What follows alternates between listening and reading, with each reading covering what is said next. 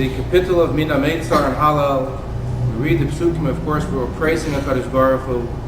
Yamin Hashem Romeima, Yamin Hashem Osachayel, God's hand is powerful, it wages battles. Lo Amos, we won't die, Ki Yechye, we will live, Asapir Ma'aseka, and we will live and we will say the praises of God.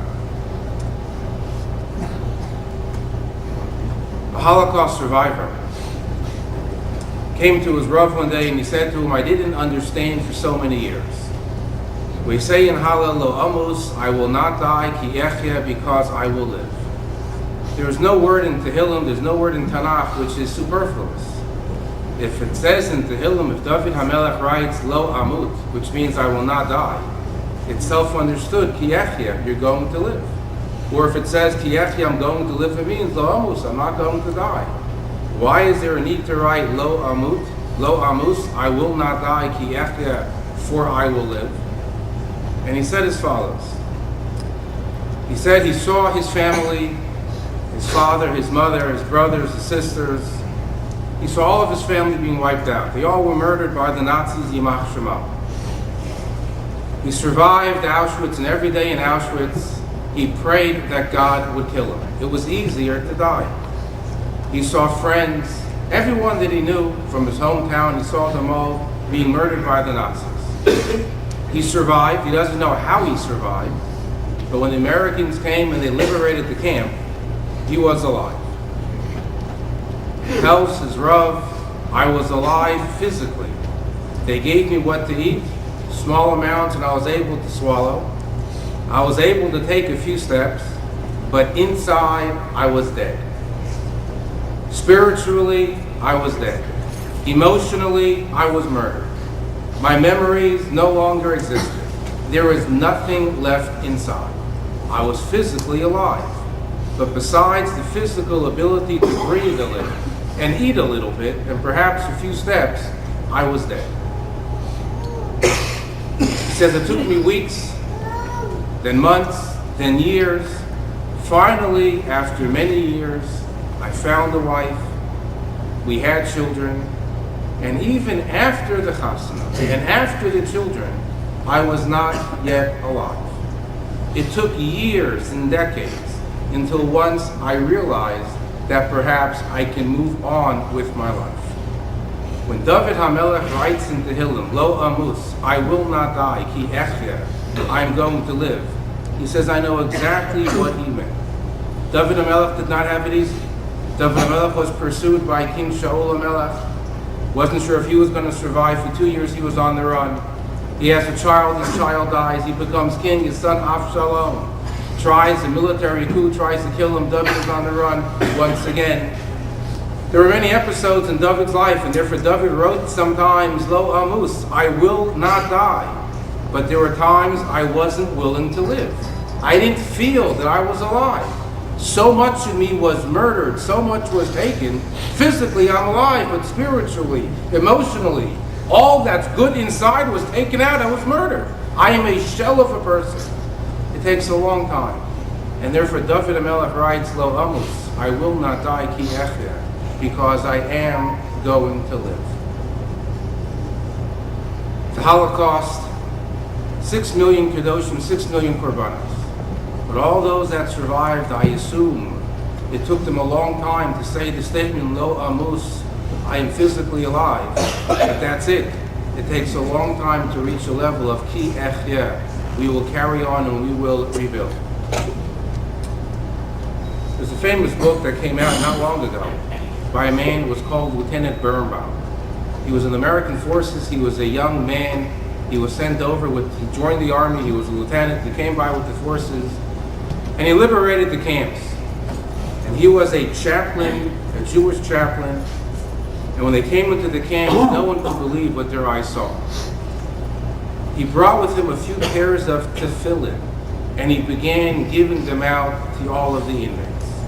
He says he was so moved because you would think that after these years of hell, no one would believe and no one would put them on. They would laugh, they would scoff at him. He says there were lines of people simply waiting to touch and put on the tefillin. He saw 2 young men. He says they looked like they were 15 or 16, and they were very hesitant.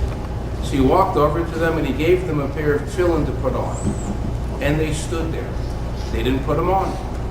5 minutes go by, 10 minutes go by, 20 minutes, and they're holding the tefillin. So after a half hour, he goes over to them and says, "Why are you just holding the tefillin?" So they said, "Dear Lieutenant Birnbaum, our bar mitzvah was in Auschwitz. Our father was murdered. Our uncles were murdered. We have no Zaidi. No one here has a Zaidi anymore. Who taught us how to put on tefillin? You handed us the tefillin. Unless a father or a Zaidi shows you what to do, what are we supposed to do? We never put them on. Our bar mitzvah was here. We'd like to put them on. Can you please pretend you're our father, pretend you're our Zaidi, and show us how to put them on?"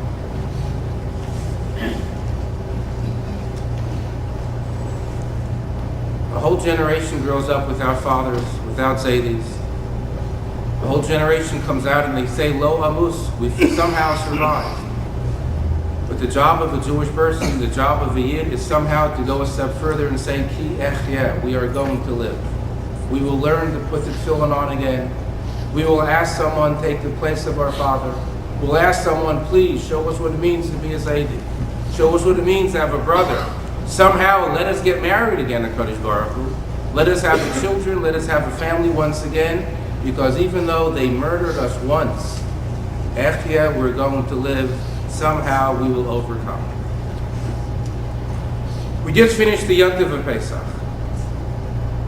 In the middle of the Haggadah, we say, "B'chol dor v'ador omdim aleinu l'chalaseinu," in every single generation. And it's true, every generation. You might have a respite of 50 years, 70 years, 80 years, but it happens all too often. Look at the history of the Jewish people. B'chol dor v'ador omdim aleinu l'chalaseinu. And we sit down at the Seder with our children, with our grandchildren, and if you look around, and somehow you can pretend that in another 2 weeks we're going to have a Yom HaShoa, you will appreciate your Seder that much more. You have a family. You can sit down at a table. You can read the Haggadah. There were so many people, millions, that had no idea what it means to have a Seder. No idea what it means that they're going to come out, they're going to start again, they're going to somehow sit down with children, grandchildren. The Seder leads to Pesach, leads to Sfiras HaOmer, another tragedy.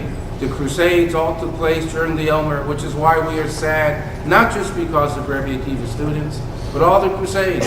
So many thousands, tens of thousands of Jews murdered simply because they were Jewish. And it leads us to Shavuos.